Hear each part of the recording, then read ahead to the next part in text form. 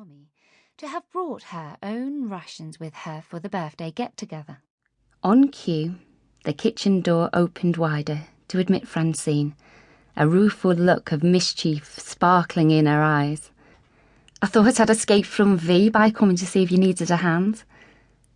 Francine was by far the prettiest one of the three sisters, with her strawberry blonde curls and her heart-shaped face. Grace had the same pretty features. As always, Francine was beautifully dressed in a floral silk frock. She'd had the foresight to have some new clothes made whilst she'd been posted to Egypt with ENSA.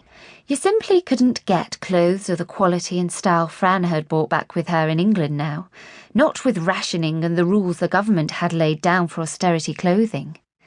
Not that Jean minded having to stick by those rules, not when she knew the danger the country's poor merchant seamen had to endure bringing raw materials into the country for the war effort. No, she didn't feel the lack for pretty things for herself. But she did feel it for a girl sometimes, Jean admitted. Although Fran had been wonderfully generous, not just bringing a whole trousseau of clothes, including her wedding dress back from Egypt for Grace, but also bringing lovely fabrics that she had shared with them all. Fran pulled her face. "I know that it can't be easy for V with Edwin having left her for someone else, but she doesn't exactly make it easy for others to sympathise with her, does she? I've never heard anyone complain so much, and over next to nothing." "That's just V's way," Jean tried to defend her twin. "She's always been like that, boasting when things are going well for her, and complaining about life not being fair and her being hard dumped to when things aren't. But Edwin wanting a divorce and the war have made it worse.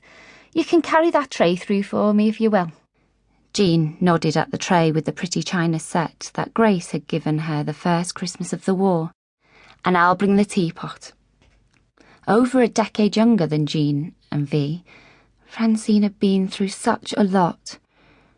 Pregnant at 16 by a married man she naively believed loved her, Francine had given in to the pressure from V and her husband to allow them to bring up her baby as their own before she left for America, to make a new life for herself there as a singer. But then the war had brought her back to do her bit for the country, and Francine had found out that V and Edwin had not been the loving parents to little Jack that she'd expected. That had been ever such a bad time.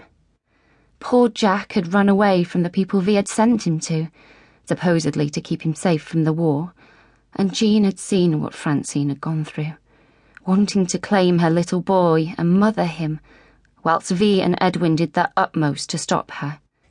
And then had come the terrible tragedy of Jack being killed when a bomb had dropped on the farm, to which he'd been evacuated. Such a terrible thing to happen. Of course, things had never been the same between Francine and V after that. "I don't know how Bella puts up with thee," Francine told Jean. "V's done nothing but complain about how hard done by she is since she got here, when it's perfectly plain that she has poor Bella running round after her, as well as working full-time managing that nursery." Bella, the elder of V's two children, was in charge of a government nursery in Wallasey where she and her new husband, a Polish fighter pilot, lived. V's worried that now Bella's married, once the war's over, she's going to be left on her own. She might complain about having Bella living with her when Bella has got a perfectly good house of her own. But she'd be lost without her, Jean told Fran. Fran had picked up the tea tray, but now she put it down again, the tone of her voice softening as she told her sister, "I had a letter from Marcus this morning. His regiment is still on home duties, but he thinks that now we've got Sicily, if we can win Italy, it won't be long before we invade Western Europe, and that his regiment is bound to be part of that. I feel so guilty at times, Jean. One half of me is jubilant because we're beginning to win the war at last, even though I know that there's still much more fighting to be done. But the other half of me is so terribly afraid for my own happiness and for my..."